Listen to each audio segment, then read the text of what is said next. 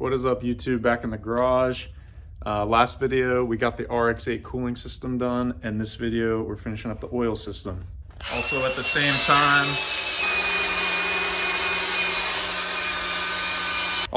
time, Nick's cutting out his old exhaust, and he's switching out. We're gonna weld up a custom one hopefully tonight, or else that thing's gonna sound terrible whenever he's driving home. So we'll try to get that done.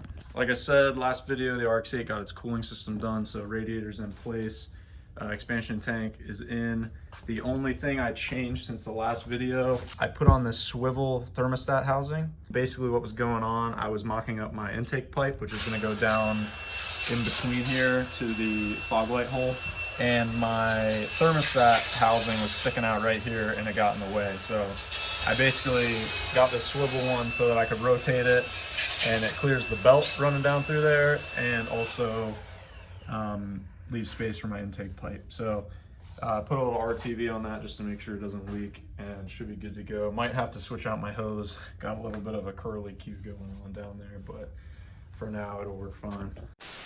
And what we have today is the oiling system. I'll be installing this Accusump. So if you know anything about drifting LSs, you know that they have oil pressure issues, a lot of sloshing, a lot of loss of oil pressure at the pickup tube. And what an Accusump does actually is supply oil if the oil pressure drops.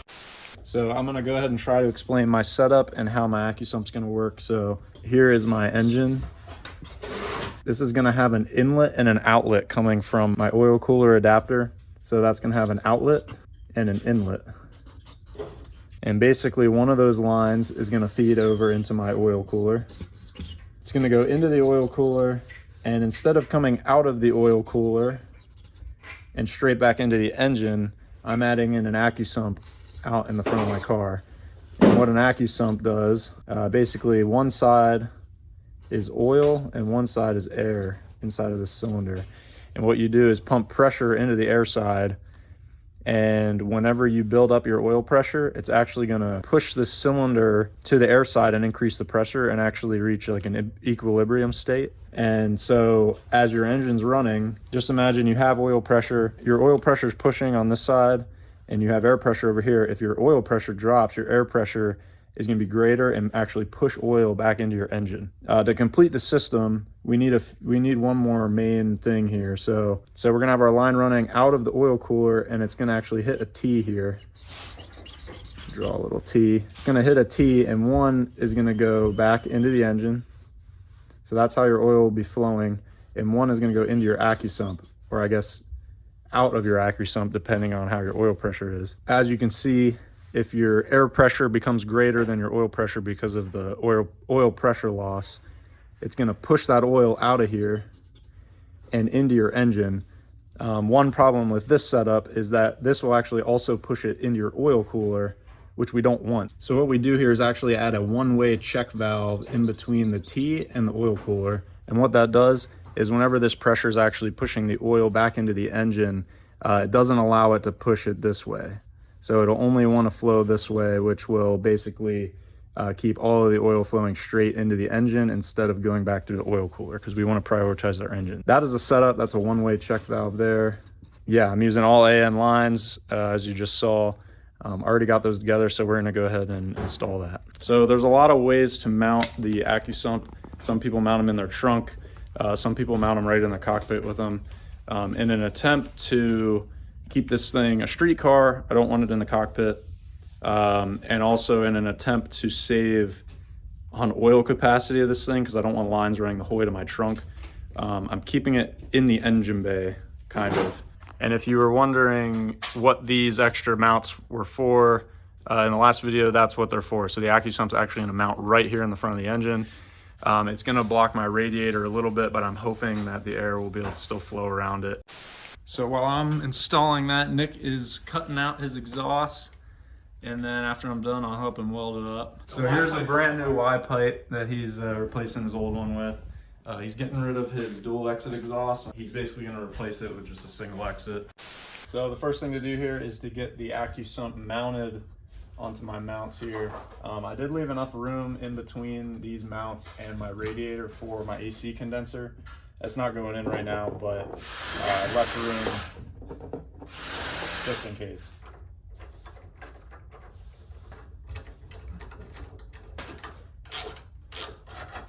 So the first thing we gotta do here is seal up these fittings with some Teflon tape.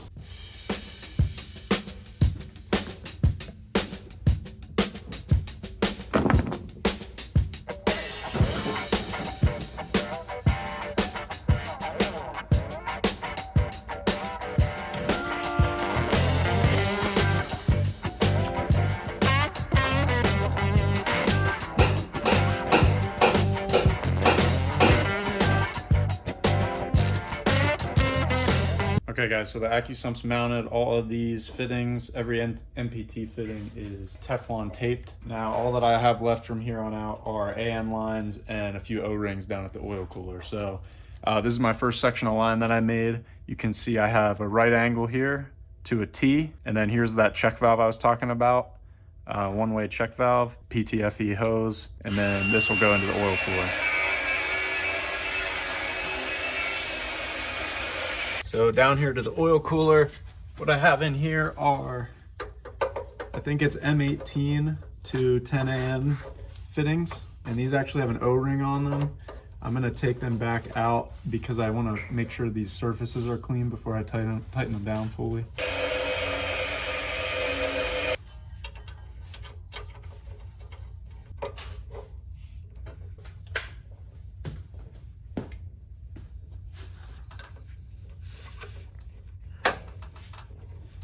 Next step is to connect my two lines running to the T and then to my oil cooler.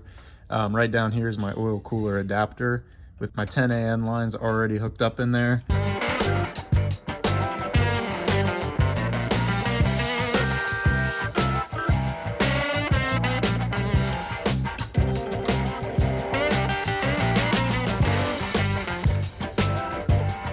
All the lines are ran and I checked every AN fitting and they're all tight. I think it turned out really clean. You can see the two lines running back there into the oil cooler adapter. Better view from down here. So I'd like to maybe put some heat shielding over those lines because those will be right underneath the exhaust manifold. But I think for now they'll be far enough away.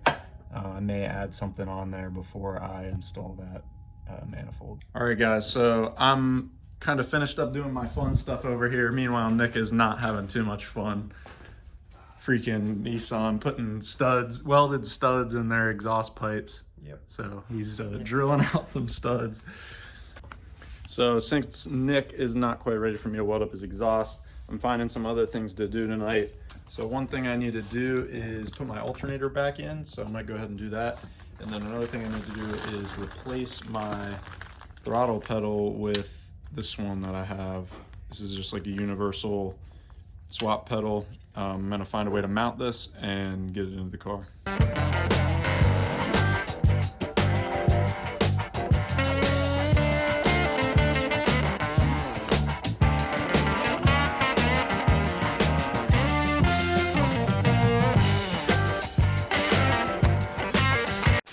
What is up, YouTube? Back in the garage.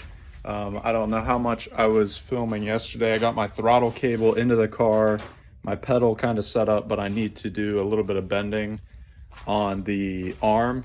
That way it's in line with the cable and there's no binding. So here is my pedal and here's the arm. Basically what's going on is up here in the firewall where my cable's coming through is really around like here where my finger, the end of my finger is. So it has to like bend up here to get to the arm. So I'm gonna try to bend this arm down, that way it's right in line with the cable and that cable doesn't have to rub on anything to pull through. So I'm gonna try to finish that up today at some point. Over here, Nick's working on his exhaust. I have the Y pipe cut up. We're adding a resonator right in the middle. And then here's the flange that, so I'm gonna go ahead and flux core that up for him. And he's got his single exit piece that he's mocking up right now. Where'd you get this one, Nick? eBay. eBay. So what are we doing with this? We gotta weld this to the, oh, we're just welding a muffler in it, right? Yeah, probably like back there somewhere. Okay, yeah, so this should line up right with the Y pipe as long as I weld that right. And we'll just weld a muffler right in the middle there just to quiet it down. So, and we love the fart cans, so this will be sick. We'll have matching eBay fart cans.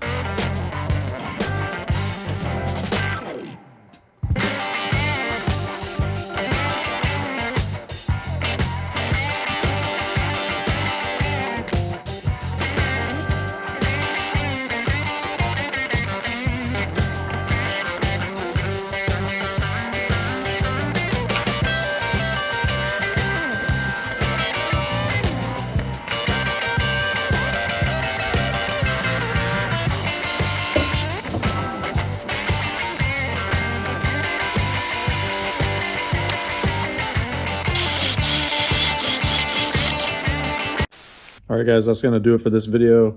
Got the oil system sealed up, got my throttle cable ready, and alternators back on, so things are coming together. Just ordered a belt and a new idler pulley to replace this one that was on here, so that'll all be set up, ready to go. We're getting down to the nitty-gritty here, so just very small things that need to be done still.